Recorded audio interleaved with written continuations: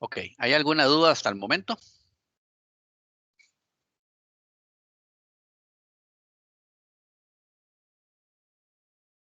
Por el momento no, profe.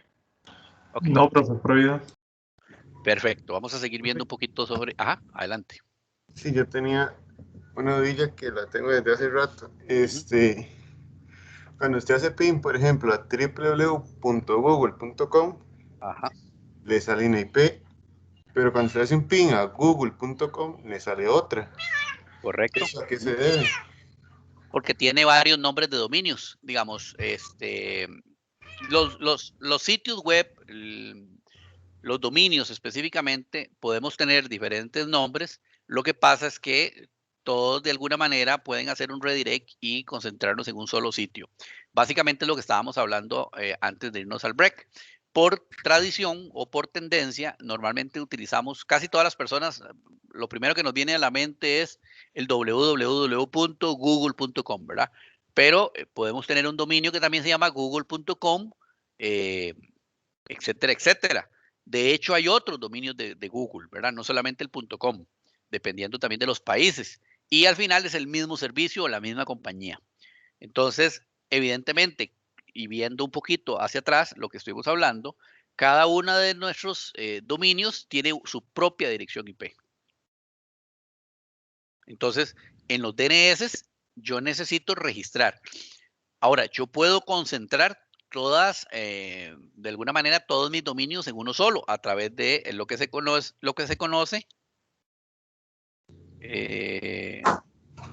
Dame un momentito. Ok. Perdón, estaba respondiendo un mensaje también a un alumno. Perdón, me desubiqué. Repito, también puedo concentrar en un dominio, por ejemplo, todo lo que viene de los diferentes dominios que yo pueda tener como compañía, ¿verdad? Es común que yo compre o las compañías compren diferentes dominios para poder al final resolver de una situación en particular. Por ejemplo, casos muy interesantes. De Coca-Cola, ¿verdad? Si alguien tiene la posibilidad de poner un dominio que se llame coca-cola.cr, ya podría ser que incida a alguien a cometer un fraude o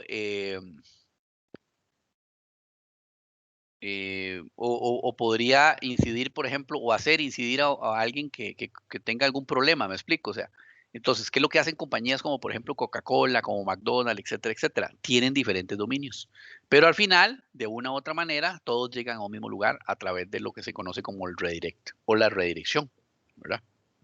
Cada uno de estos dominios tiene su propia dirección IP. Siempre que yo tenga un dominio, va a tener su propia dirección IP. Por allí alguien me pregunta, profe, ¿quién controla Google con respecto a las páginas indexadas en ellos? Ok, eso es importante. Realmente, a nivel interno, digamos, ¿cuál es la ciencia de los motores de búsqueda? Los motores de búsqueda lo que hacen es concentrar, perdón, de alguna manera la información pertinente a las diferentes páginas o a los diferentes sitios web o a los diferentes dominios, ¿verdad? ¿Eso qué significa? Por ejemplo, si yo vengo y yo tengo, repito, un negocio de venta de empanadas y quiero hacerlo de mundial a través del internet. Entonces yo voy a poner un dominio que se va a llamar ahí la venta de empanadas.com, ¿verdad? Si yo vengo y simplemente genero un sitio web y le pongo venta de empanadas.com, ¿verdad? Y genero el sitio web, las posibilidades de que alguien que anda buscando comprar una empanada llegue a mi sitio web o a mi dominio son mínimas, ¿verdad? Si no tomo las consideraciones del caso. ¿Cuáles son esas consideraciones? Publicar en los diferentes motores de búsqueda mi, mi sitio web que se llama ventadeempanadas.com, ¿verdad? Entonces, ¿qué es lo que hago yo? Cuando yo estoy desarrollando mi sitio web, dentro de mis páginas hay etiquetas específicas para que cuando los motores de búsqueda, que literalmente tienen robots, ¿verdad? Que andan buscando a través del internet, pasen de alguna manera por mi sitio web, les llame la atención, tomen esa información de las etiquetas y la pongan a disposición dentro de los motores de búsqueda. Yo también puedo obligar ¿verdad? Puedo mandarle yo referencia, ¿qué es lo que hace la gente? Yo me meto a una página en particular de Google y le digo, mire, acabo de dar en alta un dominio o un sitio web y se trata de esto, etcétera, etcétera, y se los publico, o sea, les doy la información a Google por ponerle un caso, pero puedo hacérselo también con Bing, etcétera, etcétera, ¿verdad? Con cualquier motor de búsqueda. Entonces hay diferentes técnicas. Ahora, hay empresas que se dedican a eso también. Hay empresas que se dedican a simplemente yo le mando a decir, mire, yo estoy generando un sitio web y ese sitio web tiene estas características, va a brindar estos servicios, etcétera, etcétera. Tome, usted publíquemelo en los diferentes motores de búsqueda a nivel mundial. Repito, en Costa Rica, pues utilizamos mucho Google, ¿verdad? En otras latitudes hay gente que utiliza otros. Repito, no solamente existe un motor de búsqueda que se conoce como Google, ¿verdad? Sino que también está Bing, Google. El otro día estábamos viendo ahí para ver, por acá creo que nos pusieron uno. Ah, bueno, aquí está. MSN también tiene, Altavista todavía funciona, Lycos, etcétera, etcétera, etcétera, ¿verdad? Lo que pasa es que sí, en nuestra mente a veces se nos ubica solamente Google, porque estamos muy acostumbrados, pero tenemos montones de motores de búsquedas. Cada uno de estos motores de búsquedas obviamente tiene su tecnología, tiene su lógica interna y tiene su administración, ¿verdad? Ahora, cada una de estas compañías que me proporcionan motores de búsqueda, normalmente también tienen otras soluciones que me permiten o que expanden sus servicios, ¿verdad? No solamente ofrecen motores de búsqueda, eso es importante también considerarlo. ¿Hay alguna otra duda con respecto a eso?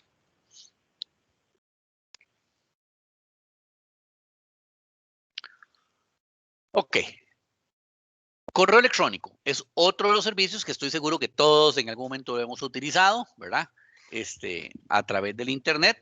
Y aquí rápidamente vamos a ver, pues de alguna manera vamos a poner vamos a nivelar la cancha un poquito y vamos a hablar algunas características para que todos tengamos claro cómo es, cómo funciona y el día de mañana no nos quedemos así como que, bueno, sí está bien, existe el correo electrónico, pero caray, ¿y qué es lo que hay detrás? ¿Verdad? Primero que nada, algunas características. Solo normalmente hay un remitente, o sea, el que transmite el mensaje es una única persona, ¿verdad? En el correo electrónico.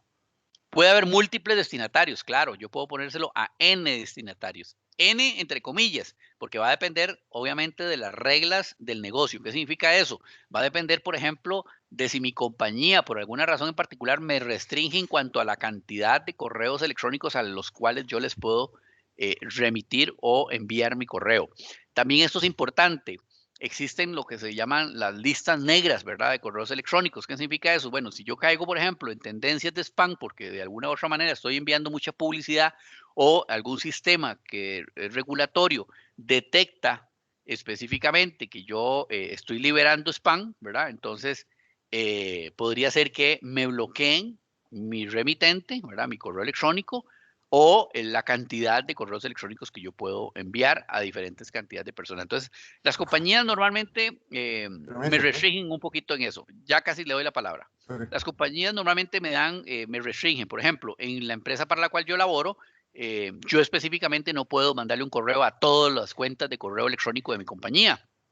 ¿Por qué? Porque son 3.000 y resto de cuentas y evidentemente eso tiene una implicación, ¿verdad? Hay un procesamiento, hay una liberación de un tema de espacio, de anchos de banda, etcétera, etcétera. Pero hay personas que sí pueden enviar comunicados.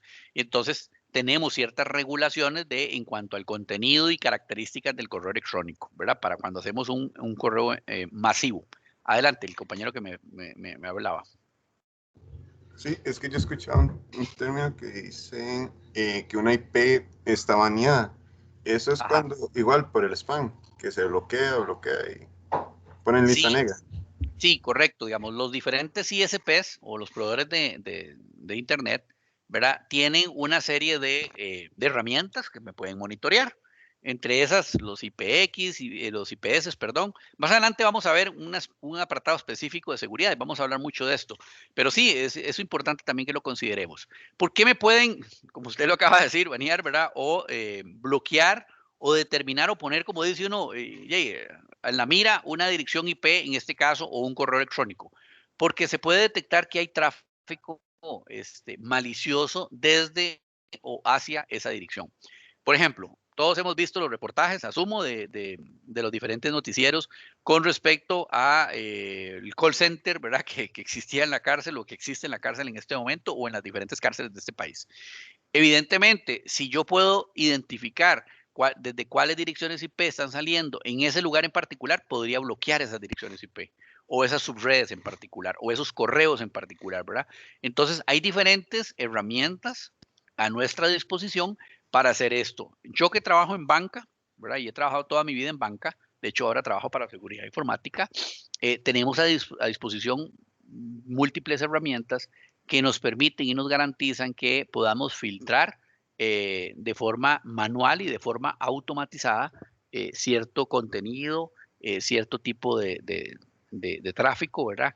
Por razones obvias, ¿verdad? ¿Por qué? Porque podría ser que identifiquemos tráfico malicioso dentro de nuestra red o hacia o desde nuestra red. ¿Alguna otra duda o consulta por ahí? Profe, yo tengo una pequeña consulta con lo que es la diferencia entre los buscadores que son para eh, bueno, para la red profunda, el Deep Web, y lo que es los buscadores regulares, ¿qué es lo que los diferencia en sí? Eso no lo he podido entender siempre. Ok. Igual que la parte de seguridad, al final vamos a hablar un poquito Ajá, sobre Deep Web, pero no importa, vamos a hablar un poquito sobre esto. Bueno, para empezar, en la Deep Web la información no se encuentra indexada. ¿Qué significa eso? Por razones obvias, por la naturaleza de la red profunda, ¿verdad? El Internet ujú, profundo, la información se maneja de diferente manera. No se anuncia, ¿verdad? En este caso en particular, por ejemplo, si yo voy a poner la venta de empanadas y pongo un sitio web de venta de empanadas, mi interés es que todo el mundo sepa que yo estoy vendiendo empanadas. En la Deep Web es diferente. No me interesa que la gente sepa que yo estoy vendiendo empanadas, ¿verdad? Vendo empanadas a un mercado muy particular, es diferente. Entonces, los buscadores trabajan en otras capas, ¿verdad? Que no trabajan los buscadores nuestros, no los normales. Si alguien quiere incursionar, investigar, bienvenido, bienaventurado, pero tengan muchísimo cuidado cuando hablamos de la red profunda. Y eso no es nada, no es un asunto de satanizar, ni es un asunto uy, no, porque, ¿verdad? Pero sí ocurren cosas que no están bien, definitivamente, como en toda sociedad, ¿verdad? Tenemos tráfico, allí se habla de cosas y se pueden ver cosas que no, yo diría que no, pues a veces uno no debería de incursionar, ¿verdad? Pero sin embargo tienen toda la libertad de hacerlo y estoy seguro que probablemente aquí pues siempre hay alguien que me sale y me dice, profe, yo sí he navegado, sí he visto y sí, eh, nada más siempre les hago la observación, tengan mucho cuidado dónde se meten, cómo lo hacen, ¿verdad? No lo hagan desde las máquinas número uno de sus empresas, número uno. Número dos, traten de no hacerlo incluso desde las máquinas personales, traten de hacer máquinas virtuales para poder navegar ahí si lo hacen. Y número tres, en definitiva, tengan muchísimo cuidado con lo que dicen, hacen, etcétera, etcétera, porque al ser un tema, y hay que hablarlo así, ilegal, en un muy alto porcentaje, ¿verdad? Por no decir completamente, hay organizaciones, entes en nuestro país que también vigilan el tráfico que pasa por ahí. Y evidentemente podría hacer que una persona se vea involucrada en algo que no quería verse involucrada simplemente por un tema de curiosidad. Nada más. Tenerlo por ahí en cuenta. ok, ok. Gracias, Ok, profe. ok, con mucho gusto. Profe, Volviendo. Ajá. ¿qué pasa, digamos, ahí con el asunto de la IP? O sea, ¿por qué cuesta tanto atrapar a gente o así? No Porque está directa, ¿o qué?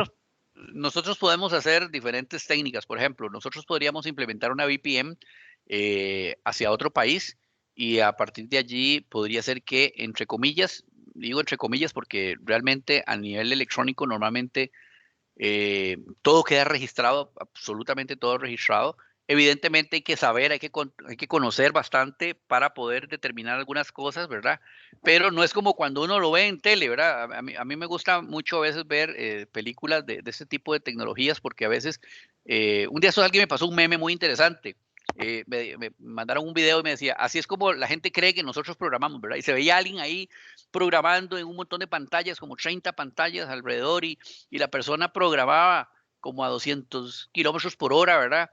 Y chorreaba código literalmente. Y entonces venía otro video que decía, pero como realmente funcionan las cosas, ¿verdad? Era alguien ahí metiendo una palabra reservada casi que tecla por tecla, ¿verdad? Una letra cada 10 segundos, una cosa así. Y esa es la realidad. Evidentemente, hay personas que tienen mucho recurso, mucho conocimiento, ¿verdad? Como en todo en la vida, unos más que otros, ¿verdad? Pero sí, yo puedo, digamos, enmascarar, puedo ocultar desde dónde vengo y obviamente hacia dónde voy, en este caso el direccionamiento IP. Pero hay que saber hacer las cosas, hay que utilizar herramientas, ¿verdad? Hay que saber bastante. Más adelante también vamos a hablar un poquito sobre los conceptos del hackeo, sobre hacking, ¿verdad? Vamos a hablar someramente de todo ese tema y nos vamos a dar cuenta que las personas que normalmente, que realmente son hackers, ¿verdad? Son gente que no son gente que se andan vitoreando, no es gente que normalmente andan publicitándose por razones obvias, ¿verdad? Porque siempre hay, aunque se habla hoy está muy de moda el tema este de los hackers de sombrero blanco, ¿verdad? Y de ethical hacking, siempre hay un tema ahí medio sombrío en el tema del hacking. ¿Por qué? Porque de una u otra manera estamos incursionando o estamos accediendo a información que tal vez no somos autorizados a accederla, independientemente de cuáles sean los motivos nuestros, sean buenos o sean malos, ¿verdad? Entonces eso es importante. Pero en resumen, sí, yo puedo ocultar mis direcciones IP, puedo hacer tunneling también y evidentemente puedo enmascarar mis direcciones IP. Pero, repito, en condiciones normales, y hablo en condiciones normales en un alto porcentaje, pues normalmente todos mis huellas y mis registros quedan. Lo que hay que saber es cómo encontrar esos registros o cómo encontrar esas huellas. Evidentemente también tengo que saber cómo cubrirlas para poder ser, digamos, una persona que pase, entre comillas, desapercibida. No, ok, profe, gracias. Mucho gusto. Ok, volviendo al tema del correo electrónico, una de las características también que tenemos que tomar en cuenta es que normalmente no siempre vamos a requerir una respuesta, pero si la tenemos, ¿verdad? Debe transcurrir algún tiempo. Normalmente ese tiempo puede ser desde segundos hasta minutos, un tema de asincronía, ¿verdad? Eso es importante que lo consideremos. ¿Y para qué nos va a servir? Y evidentemente para enviar y recibir datos, ¿verdad? O información, utilizando nuestro Internet como mecanismo de transporte. Se basa, ¿verdad? El correo electrónico puro se basa en texto plano, pero puede, obviamente, incluir o anexar otros tipos de datos. Cualquier tipo de archivo hoy por hoy, ¿verdad? Nuestros servidores de correo electrónico nos permiten a nosotros utilizar o anexar cualquier tipo de correo electrónico. Se requiere normalmente de una cuenta, ¿verdad? ¿Y qué es una cuenta? Pues básicamente un nombre de un usuario que está ligado a una cuenta en particular. Eso debe estar en un servidor y precisamente ese servidor va a tener que tener ciertas características, ¿verdad? Utilizan ciertos tipos de protocolos. Eso es interesante también. Y después dice por acá que el remitente y los destinatarios pueden tener cuentas de correo en servidores diferentes. Eso sí, ¿verdad? Por ejemplo, yo puedo tener en el servidor A y en otro en el servidor B. Y obviamente la idea es que puedan hacerse llegar esa mensajería o esa información. La entrega del mensaje electrónico se lleva a cabo aunque el destinatario no esté activo en el servidor de correo. Eso también es importante. Al final, yo mando un correo y resulta que el correo destinatario no estaba activo, no funcionaba, estaba full, etcétera, etcétera. El correo se entrega, pero podría ser que yo reciba un correo electrónico en retroceso o en respuesta que diga que el usuario no existe, etcétera, etcétera, y que por consiguiente no se pudo entregar. Pero al final el correo electrónico llegó, ¿verdad? Llegó a su destino. Eso es importante. Bueno, los chats también son muy utilizados. De hecho, aquí estamos utilizando en Teams, ¿verdad? Solo hay un remitente para cada mensaje. Eso es importante. Solo hay un destinatario para cada mensaje, aunque otros usuarios puedan leerlo. Si se requiere respuesta, el remitente la recibe de una forma automática inmediata, o sea, eso se conoce como sincronía, y se basa también en el texto plano. Requiere normalmente de la instalación de algún software en particular, aunque también obviamente tenemos chats a través del browser, ¿verdad? Tenemos la posibilidad de hacerlo, pero evidentemente también tuvimos que haber instalado el browser para poderlo utilizar, ¿verdad? Requiere que cada uno de nuestros usuarios se registre en el servidor de chat, o sea, también necesitamos un usuario. Normalmente utilizando un nickname, un apodo o también podemos utilizar como nickname nickname o nuestro apodo, nuestro propio usuario, ¿verdad? Nuestra propia persona, nuestro propio nombre. A veces, y hoy por hoy específicamente, se ha vuelto muy común, ¿verdad? Nuestros servidores o nuestras soluciones nos asignan un password para que evidentemente en la medida de lo posible, no haya suplantación, ¿verdad?, de identidades. El remitente y el destinatario pueden estar registrados en el mismo servidor de chat, ¿verdad? Y la entrega del mensaje electrónico solo se lleva a cabo si el destinatario normalmente está activo o conectado en el servidor de chat, ¿verdad? Es lo que normalmente estamos utilizando. El servidor de chat proporciona información sobre los usuarios activos en cada momento. Claro, hoy por hoy han habido una serie de variantes, ¿verdad? Por ejemplo, Teams funciona un poquito diferente. Teams de alguna manera registra o mantiene cierta información que si el usuario en ese momento está fuera de línea me la puede mandar por correo. O sea, son variantes del tipo de soluciones que tenemos, ¿verdad? Ok, ¿hay alguna duda con respecto? Creo que todos en algún momento hemos utilizado chats. También tenemos foros de discusión, ¿verdad? Que tiene algunas características importantes. Igual que el chat, tenemos ese mecanismo para poder interactuar con otros usuarios, poder enviar y recibir mensajerías. La idea aquí es poder compartir, ¿verdad? Cada uno de estos elementos o estos servicios que tenemos disponibles en la red tiene de alguna manera sus reglas internas. ¿Eso qué significa? Bueno, pues los canalizadores o las personas administradoras de los diferentes chats o de los diferentes foros, ¿verdad? Pueden brindar algunas reglas. Por ejemplo, hoy está muy de moda, por ejemplo, que no, pues que de alguna manera el foro o el chat no vayamos a tocar temas sensibles en cuanto a algunos temas muy específicos que se pueden generar, que las buenas normas de conducta se desarrollen. Hay chat y foros, ¿verdad? Que todo lo contrario, más bien son completamente libres para expresar lo que la gente se le ocurra. Y también hago yo siempre aquí una observación. Siempre tengamos cuidado en dónde registramos información, en dónde opinamos. Más adelante también vamos a hablar un poquito ahí sobre el tema de redes sociales, ¿verdad? Y muchas veces la gente, pues, publica, ¿verdad? Lo que se le ocurre, lo que se le viene a la mente en una red social, llámese Facebook, llámese Instagram, etcétera, etcétera. Y se nos olvida que al final lo que yo arroje o lo que yo deposite en la web, pues eso no se borra de alguna manera, ¿verdad? Yo puedo borrar una foto, puedo borrar un comentario, entre comillas, lo elimino de ese en particular, pero siempre hay una repercusión, siempre está en la red y importantísimo, y creo que ustedes están en una etapa en la vida en la que casi es muy frecuente la búsqueda de empleo, ¿verdad? Entrevistas, etcétera, etcétera.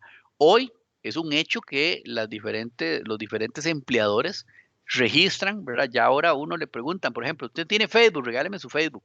O es tan sencillo como meterse a Facebook a ver si ese usuario existe y si tiene pública la información.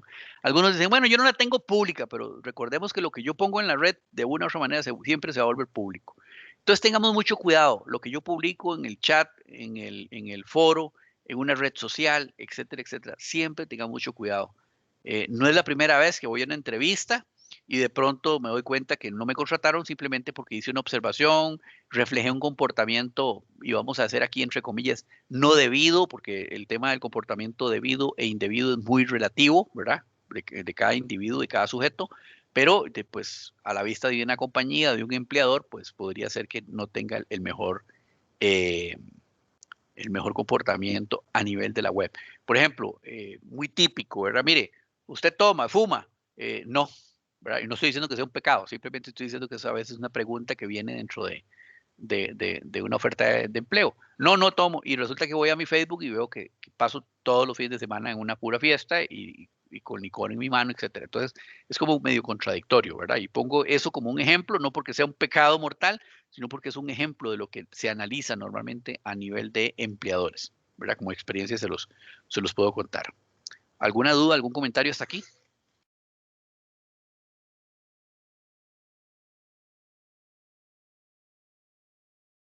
¿Ninguna? ¿Todo fácil?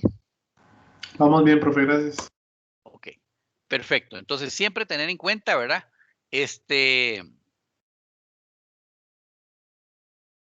Hay otros servicios ¿verdad? Ya tenemos claro que, por ejemplo, chats, foros de discusión, grupales, etcétera, etcétera, son servicios que tenemos, pero tenemos otra serie de servicios que es lo que se conoce como OTT, ¿verdad? Del inglés, over the top, que son servicios que vamos a brindar, entre comillas, sobre las conexiones de Internet que existen, ¿verdad?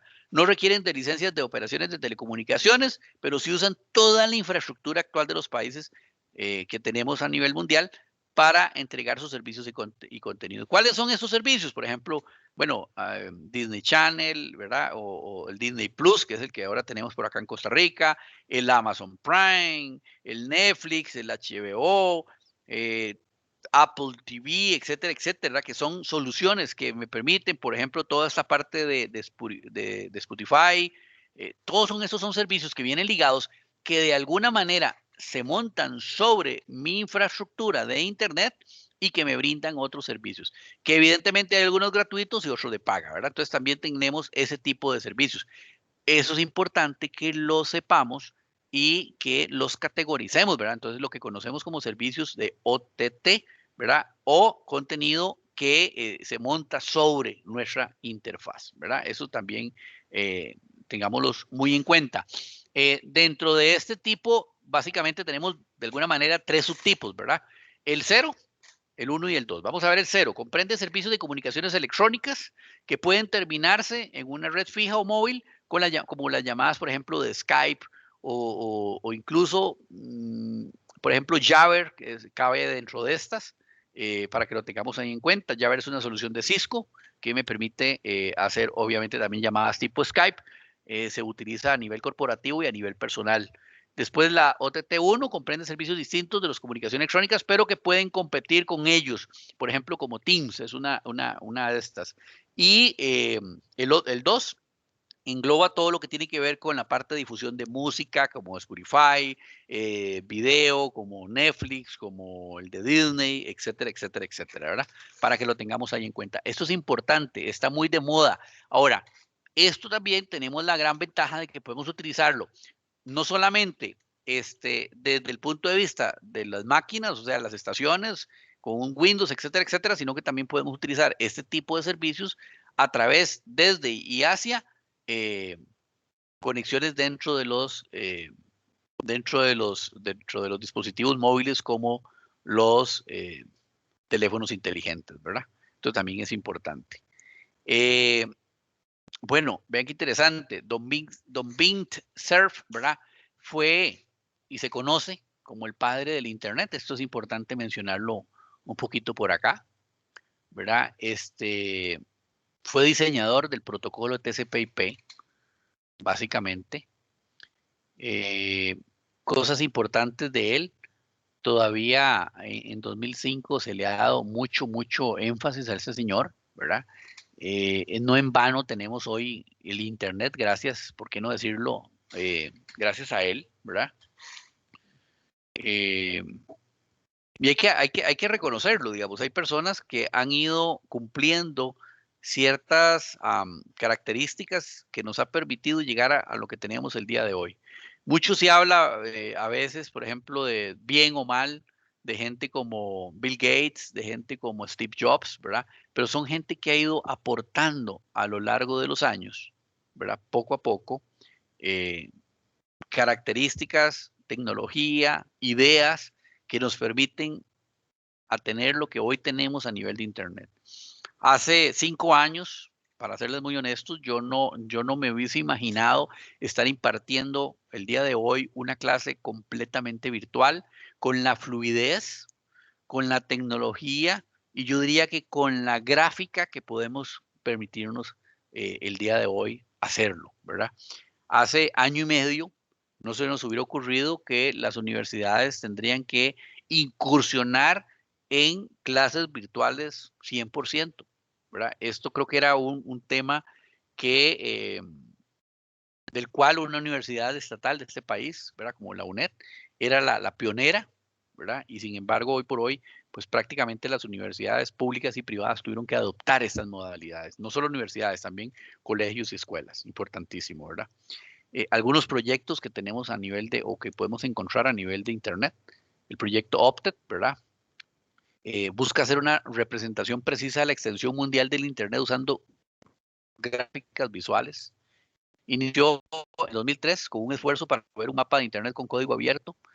La idea es tener muy claro, ¿verdad?, cuál es el crecimiento real que está teniendo, cuáles son los alcances del Internet.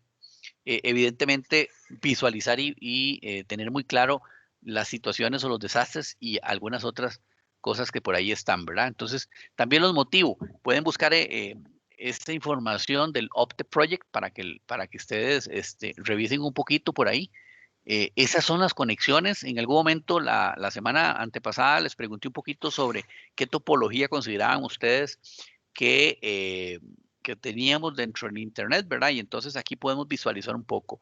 Podemos ahondar, podemos revisar un poquito algunas infraestructuras que tenemos dentro dentro del proyecto como tal. Esto es ese material público, entonces los motivo también para que investiguen un poquito por ahí, ¿verdad? ¿Hay alguna duda hasta acá?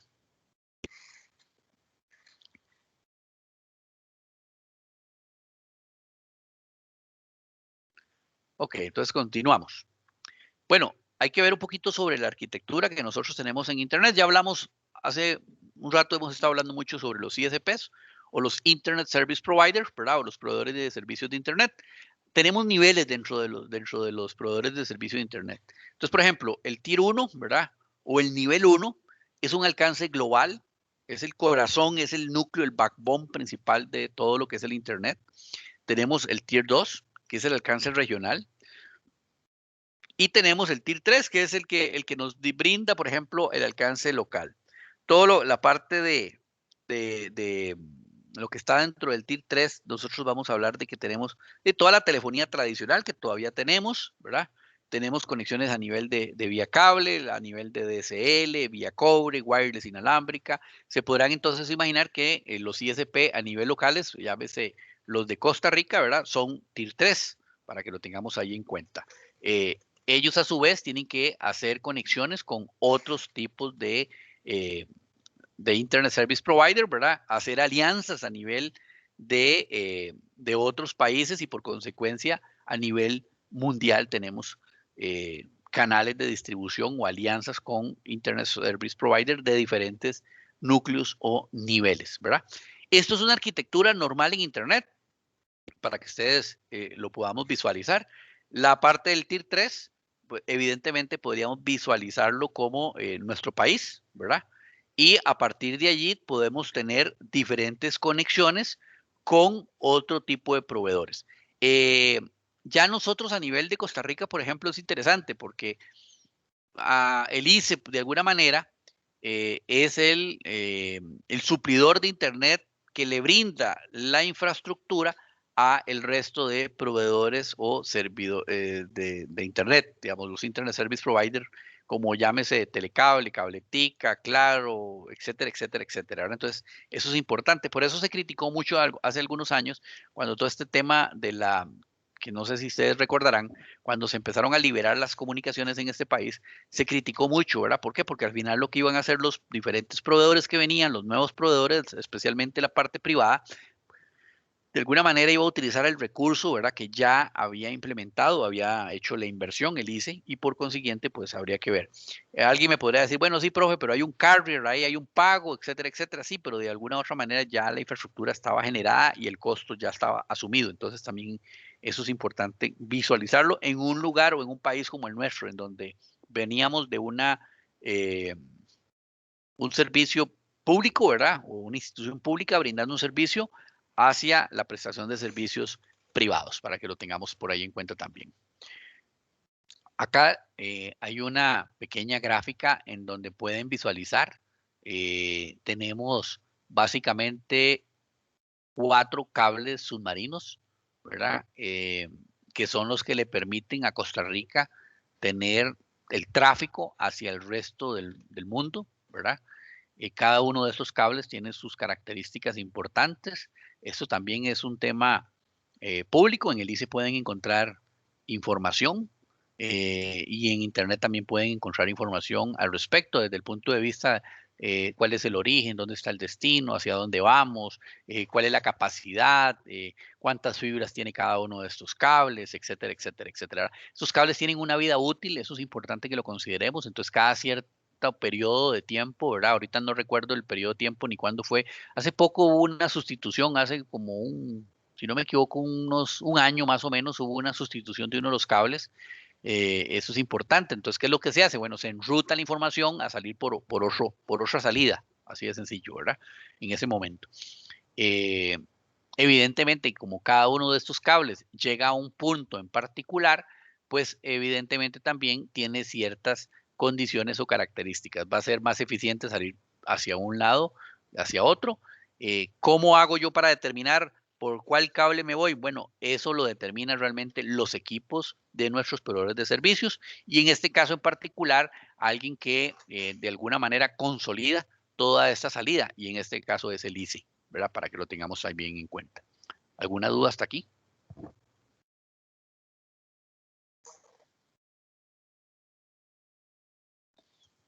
¿Se me durmieron todos o están por ahí todavía? Todo en orden, profe. Todo bien. Ok, perfecto, entonces. Bueno, por aquí también tenemos, ¿verdad? Lo mismo que estábamos hablando. Aquí está todos los cables que están interconectándonos con el resto del mundo. Ok. Me gustaría así como a manera de resumen un poquito, ¿verdad? Que veamos lo siguiente. Vamos a ver. Realmente, ¿cuál es el propósito de los Internet Service Provider a nivel 1 y 2? Cuénteme, con lo que hemos estado hablando. Nivel 1 es a nivel global, el backbone. Ajá, Nivel ajá. 2 es a nivel regional, Ok, entonces, el propósito sería americano. Y enrutar todo el tráfico hacia el Internet. a nivel mundial, ¿verdad? Nivel Ya mundial. fuera de nuestro país. Y evidentemente, pues el propósito del ISP a nivel 3 o el nivel 3 o el Tier 3, ¿verdad? Es el enrutamiento y la prestación de servicios a nivel nacional, ¿verdad? En nuestro caso. Ujú. Ok, perfecto. ¿Qué sería un DNS o qué recordamos un poquito del DNS? ¿Cómo funciona? ¿Para qué nos sirve? Para darle nombres a direcciones IP. Excelente, para referenciarlos o correlacionar a nuestras direcciones IP a un nombre que sea más fácil de recordar, ¿verdad? Sencillo. Algunos servicios que podemos encontrar en línea a nivel del Internet.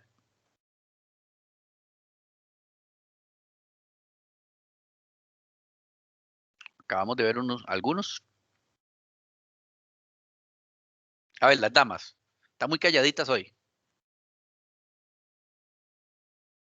3 recursos en línea que pueden encontrarse en Internet.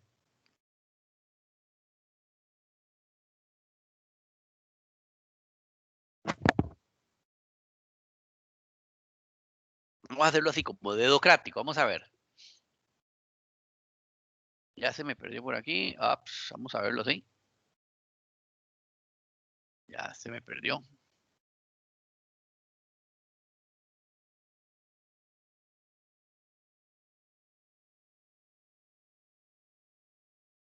Se me perdieron las damas.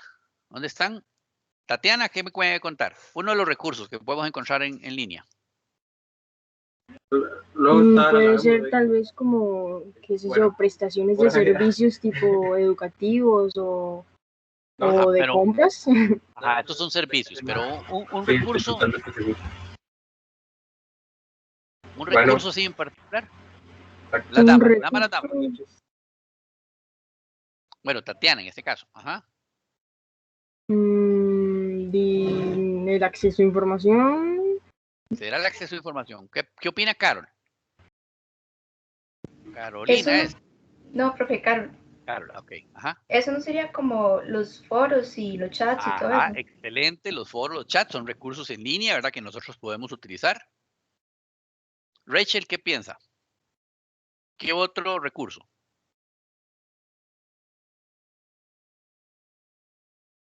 ¿Está Rachel por ahí? ¿La perdimos?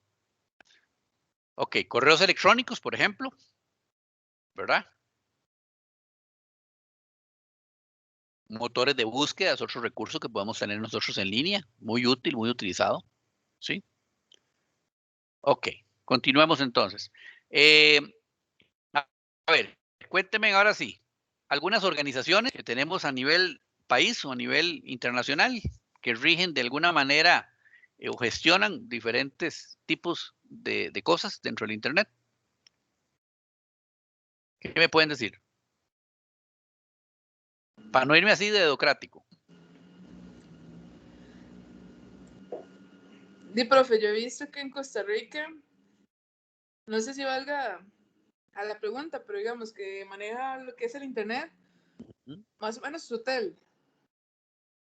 Ajá, pero a ver, cuando hablamos de temas específicos de gestión, por ejemplo, de nombres y direccionamiento IP que se utiliza dentro del Internet, ¿quiénes son? ¿No era el NIC? El NIC, ajá. El ICAM. ¿Y Ana? Y ANA. Excelente. Esas tres organizaciones, ¿verdad? ¿Cuál es la que maneja en Costa Rica? El NIC, para que lo tengamos en cuenta. ¿Ok? El NIC es el que nos regula a nosotros nuestros nombres de dominio a nivel de Costa Rica. ¿Estamos bien hasta ahí?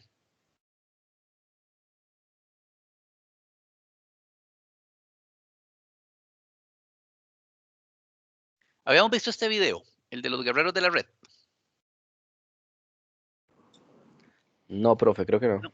Ok, No, no. vamos a ir, voy a darles el link por acá. Porque voy a dárselos por acá. Porque resulta que tengo un problemita, no les puedo transmitir el video. No les puedo transmitir el audio del video. Entonces, se los voy a pasar aquí por el chat. Vamos a dedicarle unos minutitos a ver este video, por favor, de forma individual. Y cuando termine el video, regresamos a nuestra clase. ¿Les parece? El video tiene una duración de 13 minutos. Entonces, dentro de 14 minutos, nos volvemos a ver por acá. Por Profe, favor, ver el video. profe, pero Ajá, yo creo que se dígame. puede compartir el sonido, ¿no? Mira Del que Teams. en la Mac no lo logro. Vamos a ver, voy a tratar, pero vamos a ver. Si me dicen si lo logran escuchar en este momento. Déjenme para ver, perdón. Es que, bueno, yo he visto que hay como un pequeño check que dice incluir sonido del equipo, entonces no sé si le puede dar ahí. Sí, el tema es que en la Bueno, Mac si lo no lo encuentra, tengo. ¿verdad? Sí, en la Mac no lo tengo, ese es el problema. Entonces vamos a ver, vea. Debería de aparecer, de hecho, entre estas opciones. O sea, en Windows sí aparece. A mí me aparece en Windows. Pero en Mac no me aparece. Entonces vamos a ver. Me dice si lo escucha en este momento. ¿Lo escuchaban? No, profe. No, profe, Ok. no lo escucho. Ok, entonces, por favor, vamos a cada una de sus sesiones. Nada más abren ya les puse en el chat. Les puse el link, acá lo tienen. Por favor, lo abren desde el browser de ustedes y dentro de 14 minutos a partir de este momento nos volvemos a integrar a la sección, a la lección, por favor. Ok, listo. Profe, consulta rápida. Entonces, Adelante. CRIX, esa es nivel 3, que es a nivel de Costa Rica. Sí, correcto. Ah, ok. Gracias, profe. Ok, con mucho gusto.